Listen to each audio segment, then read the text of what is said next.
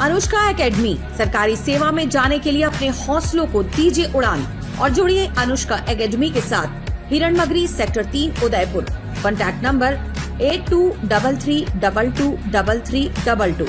देश के सबसे बड़े सरकारी बैंक एसबीआई के ग्राहकों को ब्रांच से जुड़े अपने सभी जरूरी काम आज यानी 22 मई शुक्रवार ही निपटा लेना चाहिए। ऐसा इसलिए क्योंकि 23 मई से 28 मई 2026 के बीच एसबीआई की ब्रांच लगातार 6 दिनों तक बंद रह सकती है। इसकी मुख्य वजह वीकेंड, कर्मचारियों की प्रस्तावित 2 दिन की हड़ताल और रिजर्व बैंक ऑफ इंडिया से बकरीद के लिए घोषित 2 दिन की छुट्टियां हैं। 23 मई से 28 मई के बीच बैंकों में कामकाज प्रभावित होने के अलग अलग कारण हैं। वीकेंड की छुट्टियां 23 मई को महीने का चौथा शनिवार है और 24 मई को रविवार है। नियम के मुताबिक देश के सभी बैंकों में हर महीने के दूसरे और चौथे शनिवार को छुट्टी रहती है, जिसके कारण इन 2 दिनों में बैंक बंद रहेंगे। एसबीआई स्टाफ की हड़ताल। All India state bank of India staff federation ने अपनी कई मांगों को लेकर 25 और 26 मई को देश भर में 2 दिन की हड़ताल का प्रस्ताव दिया है।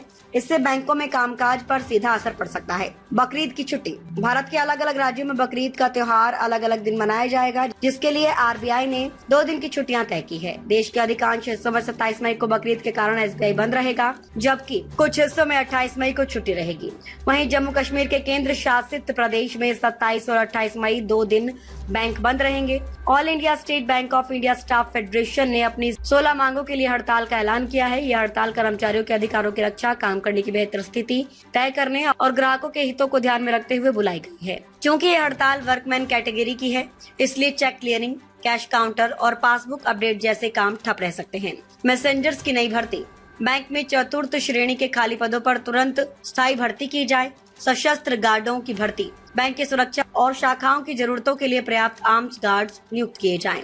एनपीएस में ऑप्शंस की सुविधा। नेशनल पेंशन सिस्टम के तहत आने वाले कर्मचारियों को अपना पेंशन फंड मैनेजर चुनने की आजादी मिले। Inter circle transfer. 2019 के बाद भर्ती हुए कर्मचारियों को दूसरे सर्कल में ट्रांसफर का मौका दिया जाए। स्थायी प्रकृति के कामों को बाहरी एजेंसियों को देना तुरंत बंद किया जाए। पर्याप्त स्टाफ की नियुक्ति। सभी शाखाओं में काम के लिए बढ़ते बोझ को देखते हुए पर्याप्त संख्या में कर्मचारियों की भर्ती हो। समानता का मुद्दा।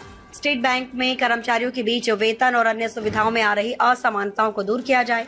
करियर प्रोग्रेशन स्कीम की समीक्षा। कर्मचारियों की प्रमोशन और करियर ग्रोथ से जुड़ी मौजूदा नीतियों में सुधार हो। रिटायर्ड कर्मचारियों को लाभ। 10वें द्विपक्षीय समझौते के तहत रिटायर हुए कर्मचारियों को 8वें स्टैग्नेशन इंक्रीमेंट का लाभ दिया जाए। Consultation charge. 15 जुलाई 2024 से लागू फिजिशियन कंसल्टेशन चार्जेस की समीक्षा और उसमें सुधार। मेडिकल स्कीम में सुधार। मेडिकल रीइंबर्समेंट स्कीम को और बेहतर और सरल बनाया जाए। पेंशन में सभी भत्ते जोड़ना। 7वें द्विपक्षीय समझौते के तहत रिटायर हुए कर्मचारियों की पेंशन गणना में वेतन के सभी कंपोनेंट्स को शामिल किया जाए।